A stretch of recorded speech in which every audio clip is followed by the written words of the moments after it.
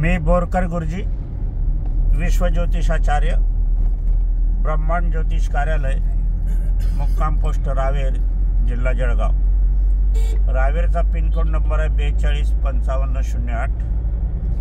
माझा mobile number आहे 9850015558।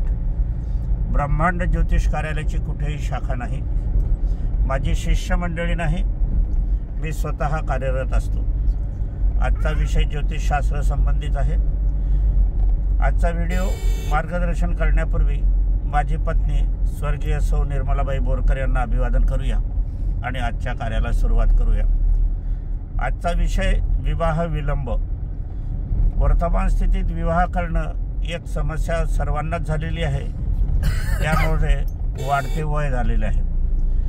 काही अंशी वाढते वयाला आपण पण कारणीभूत आहे। करिअर करण्यासाठी, शिक्षण करण्यासाठी, नोकरी लागण्यासाठी याच्यामुळे 2, 4, 5 वर्ष निघून जातात आणि वाढते वय होते आणि मग विवाह करणं एक समस्याग्रस्त होते। याला पण ज्योतिषशास्त्र ग्रहयोग कारणीभूत असतात, हे पण तितकंच खरं आहे। विवाह विलंब व्हायला नको। काहींचे विवाह तुरंत होतात, काहींचे विवाहाला विलंब लागतो, तर असं का होते ते पाहण्याचा आपण या ठिकाणी ग्रहयोगाच्या सान्निध्यातून, ज्योतिषशास्त्राच्या माध्यमातून बघणार आहोत। विवाहस्थान म्हणजे सप्तम स्थान कुंडलीतलं, परंतु कुंडलीतलं विवाहस्थान सप्तम स्थान असलं तरी बहुसंख्य लोक जे उदयमान कुंडली असते त्याला लग्न कुंडली म्हटलं जाते। कॅम्प्युटरची कुंडली आपण काढली की त्याच्यावर लग्न म्हणून लिहिलेलं असते, किंवा इतर जे जन्मांक आणि जन्माक्षरच्या कुंडल्या असतात त्याच्यात पण लग्न असते। लग्न हा शब्द तो विवाहाच्या बाबतीत नसतो, एवढं लक्षात घ्या। लग्न म्हणजे उदयमान कुंडली असंच म्हणायला हवं, परंतु चुकीचा शब्द आहे, तो अजूनही दुरुस्त होत नाही। विवाहाची कुंडली वेगळी काढावी लागते। विवाहासाठी कारक ग्रह जे असतो तो शुक्र असतो। शुक्राच्या भ्रमणाची गती आपल्याला माहिती असली की मग आपल्याला विवाह कधी होईल, केव्हा होईल, कुठे होईल, कसा होईल याच्या आपल्याला परिपूर्ण मार्गदर्शन ज्योतिषशास्त्राच्या माध्यमातून आपल्याला कळत असते, मिळत असते। विवाहस्थानाची कुंडली काढणं मात्र जाणकार ज्योतिषीच त्या ठिकाणी हवा असतो। जन्मकुंडलीच्या माध्यमातून विवाह योग बघणं म्हणजे अर्धसत्य आहे। आपल्याला डोळ्याचा प्रॉब्लेम असेल तर डोळ्याच्या डॉक्टरकडे जावं लागते। त्याचप्रमाणे आपल्याला विवाहाची समस्या आहे, विवाह विलंब झालेला आहे, विवाह होत नाही, स्थळं येत नाही आणि स्थळं आली तर होकार नकार होत नाही। काही स्थळं जी पसंत आहे ती होकार नकार देत नाही आणि काही स्थळं नापसंत आहे, पसंत नाही, ती मागे लागतात। असाही अनुभव आपल्याला येत असतो। विवाह विलंबाचा काळ आपण आता वर्तमान स्थितीत जर म्हटला तर 25च्या नंतर जो हा काळ आहे तर 27-28 पावितो विवाह योग ठीक आहे आता वर्तमान स्थितीप्रमाणे, नोकरी योग, शिक्षण योगाप्रमाणे। परंतु 27च्या वर झालं किंवा 27ही आला तर मग तो प्रौढ विवाह गणला जातो आजच्या वर्तमान स्थितीत। पूर्वीच्या काळी बालविवाह होत होते। 14व्या वर्षीचं विवाह हा त्यावेळेला जास्तीत जास्त होत होता, परंतु आता कायद्यानं मुलीला 18 वर्ष पूर्ण आणि मुलाला 21 वर्ष पूर्ण असं आहे। परंतु आपण जर बघितलं, जी जाणकार ज्योतिषी मंडळी आपण जर बघितले आणि त्यांचं जर वर्तमानपत्र आपण जर बघायला गेले, त्यांच्याकडनं मतैक्य करायला गेले, तर विवाहाच्या बाबतीत सरकारने पुनश्च विचार करण्याची गरज आलेली आहे। कारण ज्या वेळेला विवाह विलंब योग येतो त्यावेळेला मग आयुष्य किती संसाराचं करणार आहात। 35 वर्षी तुमचा विवाह झाला तर संतती केव्हा होईल, संसार किती वेळ करणार। कारण की वर्तमान स्थितीमध्ये आपण पाहायला गेलं तर 50-55लाच अधिक तरुण मंडळी असल्यावरही ती वृद्धापकाळात गेल्यासारखी वागतात, वृद्धापकाळ आल्यासारखी वागतात। अशा तऱ्हेने थकवा येतो, हे येतोय। माझं वय 76 आहे, परंतु मी अजूनही कार्यरत आहे। तर विवाहाच्या स्थानामध्ये जर शनीचं भ्रमण असलं तर दीर्घ विलंब विवाह होतो आणि शनी जर उदयमान जर असला तर आपल्याला समझोता करूनच विवाह करण्याची गरज असते। नाहीतर तुम्ही समझोता, मला पसंत नाही, हे स्थळ नाही, रंग पसंत नाही, दिशा पसंत नाही, घराणे पसंत नाही, अशामध्ये वेळ घालवला तर मग तुम्ही निश्चितच 35च्या पार तुमचा विवाह होणे शक्य आहे का, शक्य आहे, हे एक गूढ राहील। म्हणून ज्यांच्या कुंडलीमध्ये ज्योतिषशास्त्र जाणकार ज्योतिषाकडनं आपली कुंडली तपासून घ्यावी आणि त्यांना विवाह कुंडलीवरून आम्हाला भाष्य करा हे सांगायला हवं आणि शुक्राचं भ्रमण कसं आहे हे गती पण बघायला हवी।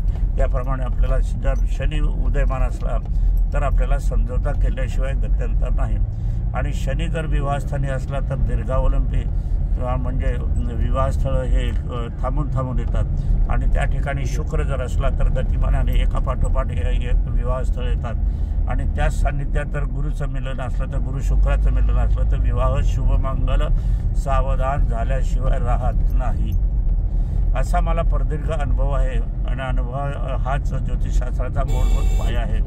आणि मूलभूत ज्योतिषशास्त्राच्या ग्रंथात पण याचा उल्लेख आपल्याला आढळतो।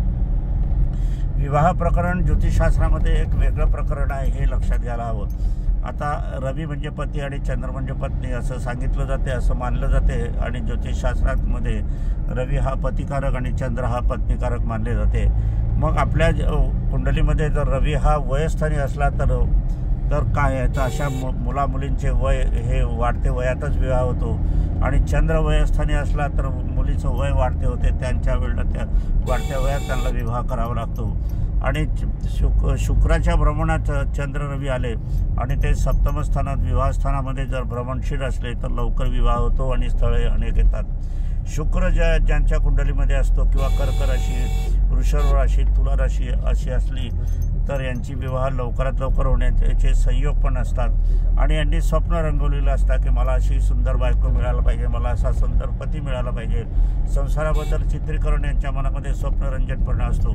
परंतु याच्यामध्ये राहू केतू किंवा इतरत्र चांडाळ योग आला किंवा स्फोटक योग आला, कुयोग आला तर मनाच्या इच्छा मनातच दाबाव्या लागतात आणि विवाह करावा लागतो।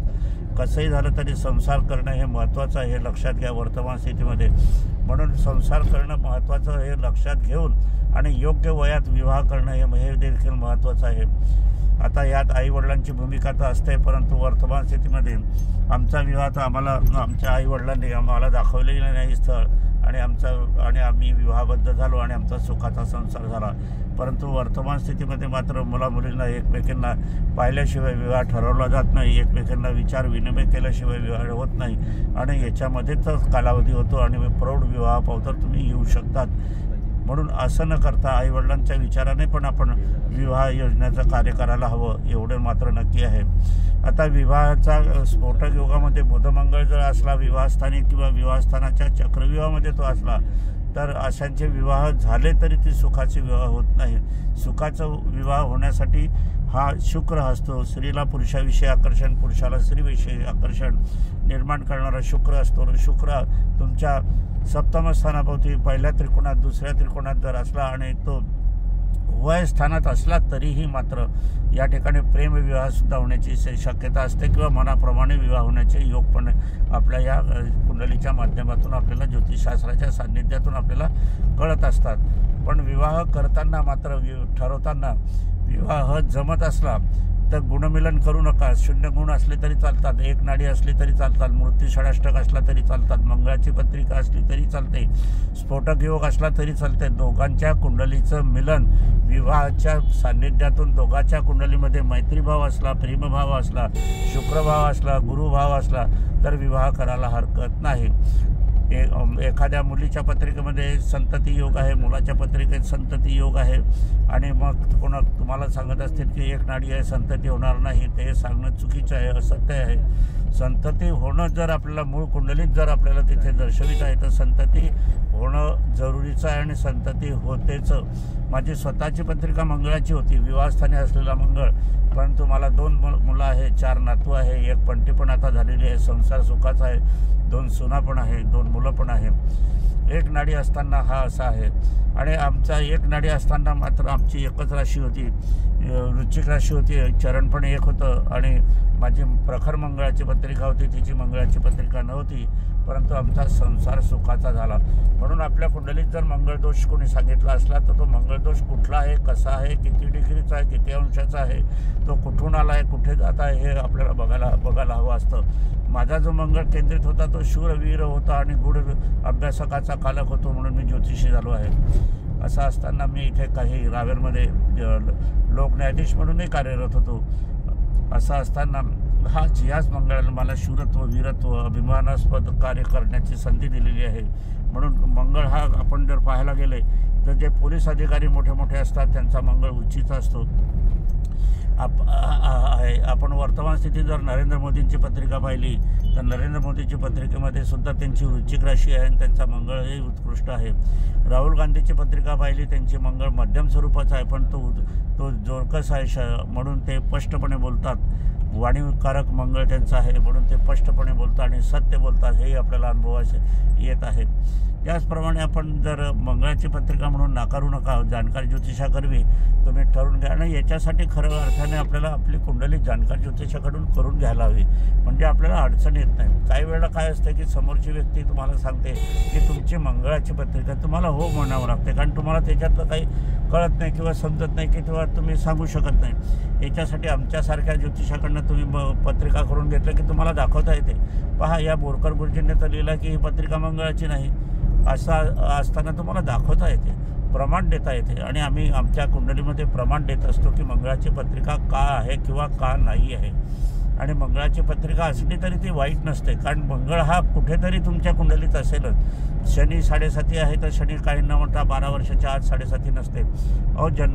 जन्माच्या पूर्वीसुद्धा 7.5 असते, गर्भातसुद्धा 7.5 असते, गर्भातसुद्धा मंगळ असतो. जन्मकुंडलीतून मंगळ बाहेर काढला जात नाही, शनीसुद्धा बाहेर निघत नाही. देवादिकांच्या पत्रिका पाहिल्या तरी त्या मंगळाच्याच असतात. मंगळ दोषाची पत्रिका प्रभू रामचंद्राची होती म्हणून संसार हा सुखाचा झालेला आपल्याला पाहायला मिळत नाही.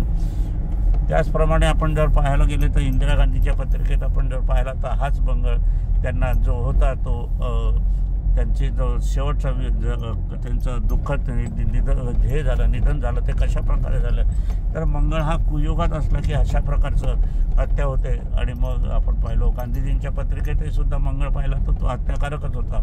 म्हणून मंगळ पाहणं, परीक्षा करणं हे जाणकार ज्योतिषाचंच काम आहे.